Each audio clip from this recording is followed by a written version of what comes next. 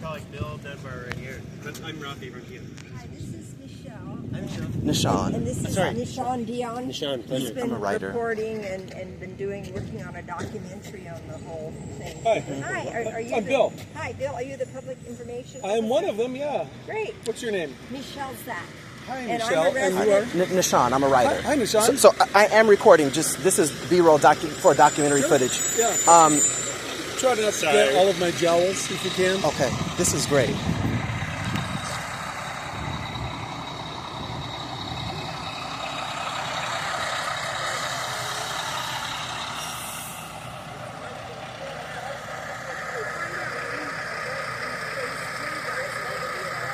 Well, you have to talk to the Army Corps about that.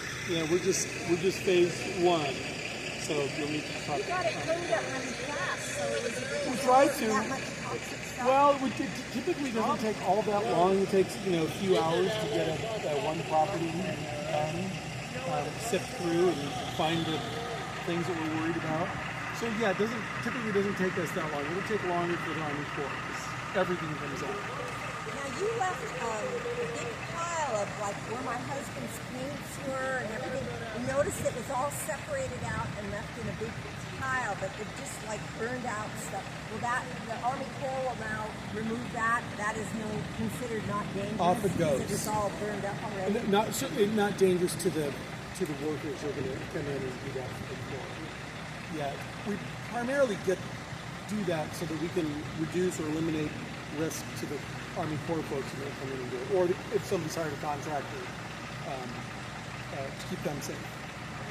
You've got, I mean, this is really, you're so staffed up. How many people are working in Altadena in the EPA? It seems like they're We have a lot. Yes, we have a lot. We have a lot of crews. They're contractors.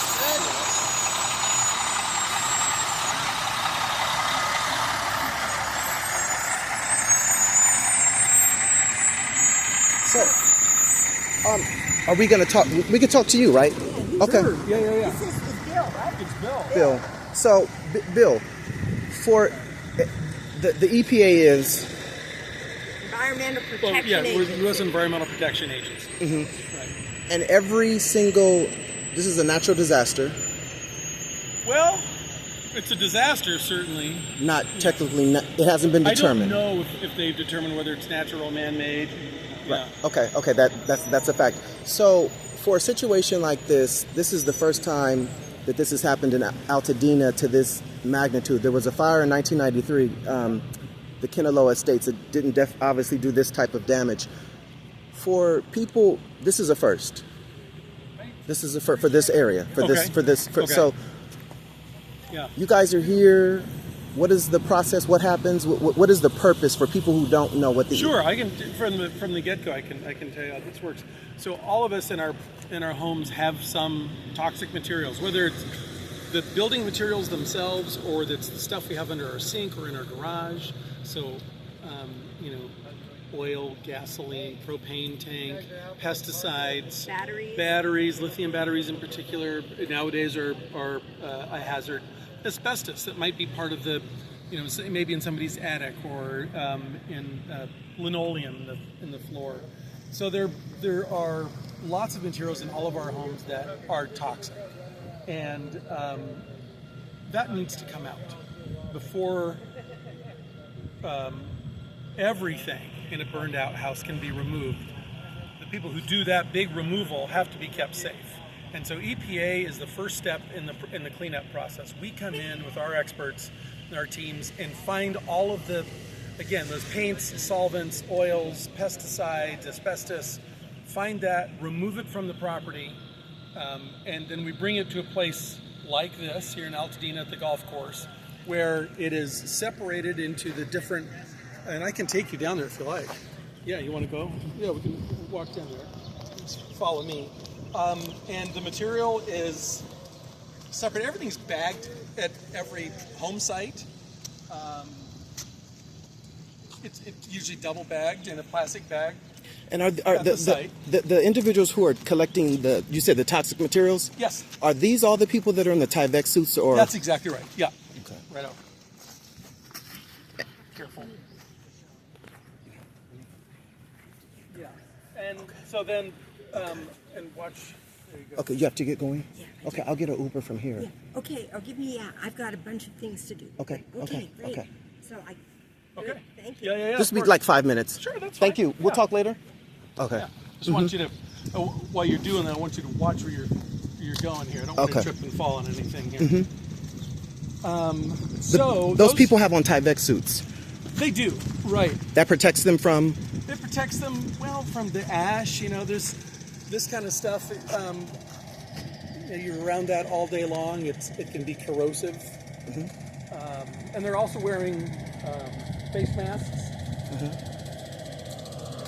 Which come this way. Yeah, I want to keep you away from that. How much of the Altadena Golf Course got damaged? Well, that I'm not sure of. I think just the area that we're working on here, the driving range certainly got damaged. You see the clubhouse is gone. Some of the other buildings are gone as well. And then we're going to stay behind these green flags. This is our area. We can't go any further.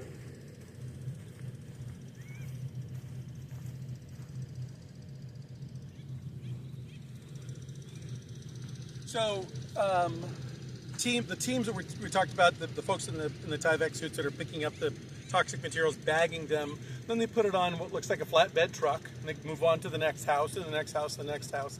And at the end of the day, those trucks are coming here, and you can see where they would roll in, and they come around to this big white tent, and they offload the bags of materials that they've accumulated. Again, it's all bagged up, so none of it's exposed to the air, none of it's exposed to the ground, and then it's sorted. And some materials may go in those cardboard boxes, and some may go in some of these blue drums, and then anything with asbestos in it is going into these red containers here. And so everything is sorted here. Again, nothing hits the ground. None of the toxic material hits the ground at all. It's all bagged up. It's all contained. And then after several days, when we have enough of those boxes and of the drums, maybe one of these big trucks is filled up and sent off to a hazardous waste landfill. And this is very similar to the kind of facility, well, it's even run by the same company, where if you might accumulate some old paints in your garage and say, well, I want to get rid of them, I've got some toxic stuff, and I forget what the company is called, or what the organization is called here in Los Angeles, but you take it on a Saturday or Sunday and you bring it off to recycle it, and those people come out in a Tyvek suit and take it from you. It's the same company, Clean Harbor, so it's the same exact program. We just sort of are running it right here in the middle of Altadena. About how many EPA employees or contractors are out in the field in Altadena on a daily basis? It's a good question. I don't have an answer for you on that. I know that we have, I think, dozens of teams. I think we had 40 teams. I think I heard we had 40 teams here in Altadena. And so you just said that the stuff is brought here and it's all bagged up, so you're not wearing a mask. That's right. You guys are okay. You don't need a mask to be in this area? That's right. There's nothing here that's getting out. Right? Everything that comes in here from the homes where we've done the work is all bagged up. It's all in a plastic bag. So nothing's escaping. Nothing's getting into the ground. Nothing's getting into the air. Any type of special bags? Well, they're pretty robust plastic bags. Mm-hmm. Yeah. So for now, how long do you guys plan on being here at this location? It's a good question. We're getting close to done with the work on the homes, our piece of the work, and so then it takes some days to continue to sort through the material, and then to pack it up and get in trucks. So if we're done with the work of the individual households in the next, let's say, 10 days or so, then a couple of days after that, a few days after that, I think this will take a while to finish that process. Mm-hmm. And then we're going to, I don't know what next happens, whether the Army Corps of Engineers may use this site. I'm not sure whether that's going to happen or not. But after all is said and done, after all the cleanup is done, we'll be doing soil testing, making sure that indeed nothing got into the soil, and then it'll be returned the way we found it.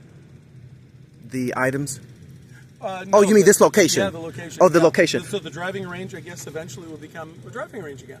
Yeah, because it is that. What you might have said it, but I'm listening and recording. What are some types of things that you would find? What would be in those bags? What are they collecting?